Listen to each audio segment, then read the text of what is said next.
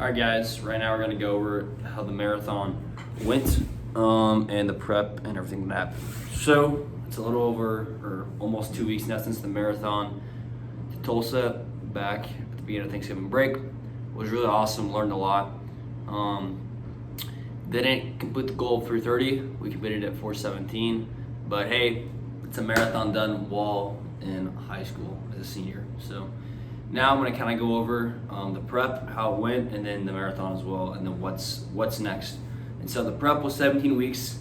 Didn't really have a strong base beforehand because I hadn't run probably for about 2 months. I would say I broke my thumb back in May, like I've said many times before, and so that kind of like sidelined me from lifting and working out, and then as well going to summer camp and stuff like that. So didn't really run this much, got back into lifting, and then kind of built the base, I would say, for all of August and September, just going from 15 miles to 30 miles a week and getting numbers under our belt, which was good.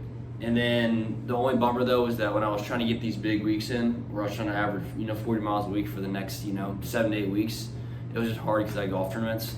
And so there were weeks where I wanted to run 20 miles a week, and there were weeks where I'd also run 40 miles a week, and just going up and down, it wasn't consistent. So next time we do a prep, definitely gonna work on consistency and blocking out the schedule. Yeah. And then for the marathon, won 4:17. I'm gonna put the splits right there. And so we started out at around an 8:10 pace for the first half with a 1:47.5, which was kind of what I wanted. However, it was super hilly, and that caught up to me very fast.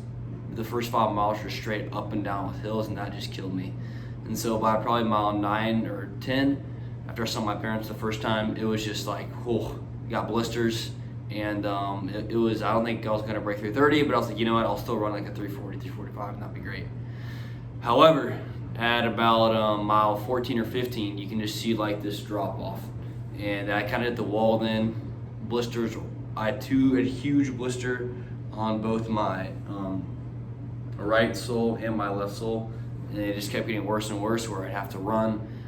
I can only run like a half mile and then walk, and the half mile became a quarter mile and walk. The quarter mile became, let's get to the next light or stop sign and then walk. So it was brutal. We were in the pain cave. I can say this, I don't think any of my friends have ever truly been, yes, if you got injured, you've been in that pain cave, but really pushing yourself and testing it, knowing that, hey, I got another 8 or 9 miles left. Even if I can average this 10.5, 11-minute pace, it's still gonna take me an hour and a half to get this done. And it's not like the Caliton or these big, marathons where there's 30, 40,000 people lined up every corner.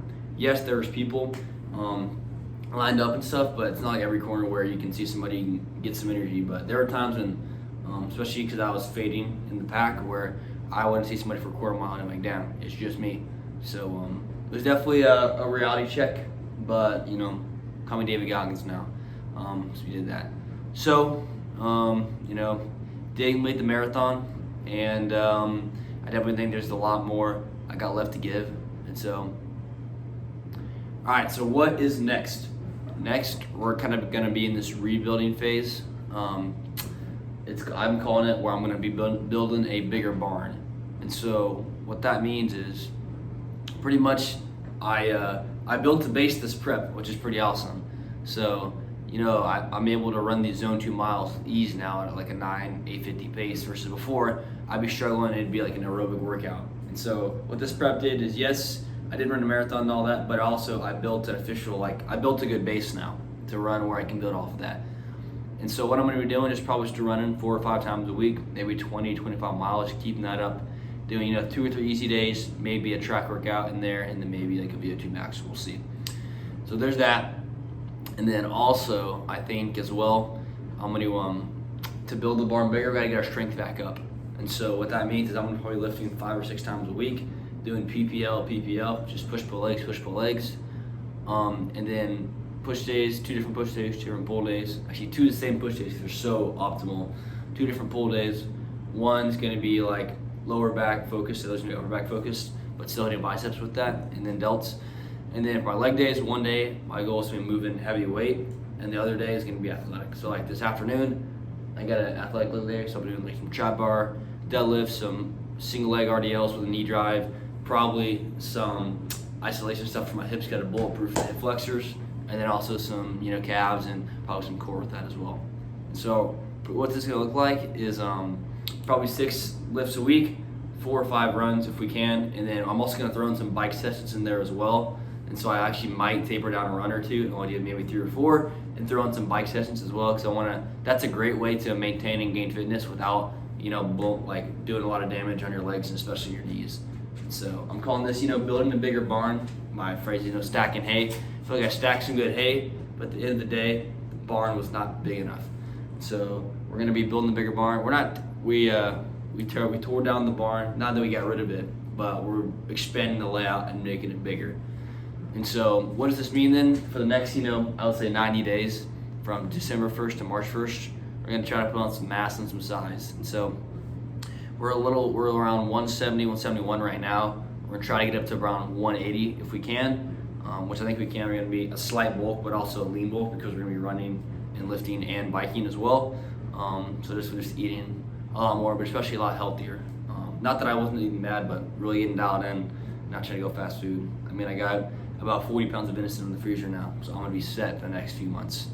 And so yeah, we're gonna bulk up, get to that, and the spring comes around, we're gonna have golf season, and it's gonna be kind of hard to still be training 10, 11 hours a week while playing golf and tournaments and all that. So will we hop into another prep then for either a 70.3, maybe an ultra, or are we gonna try to row 330 again?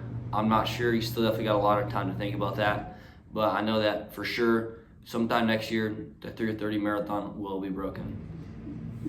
So on that note, I will catch y'all in the next video. I'm still gonna keep documenting. I'm gonna try to be more consistent, probably do one every week and a half to 2 weeks on the weekends and upload.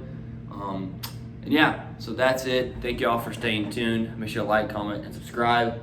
I'm gonna keep posting my story and keep staying tuned. And y'all can stack your own hay too. So y'all got that. I will see y'all in the next video. Peace.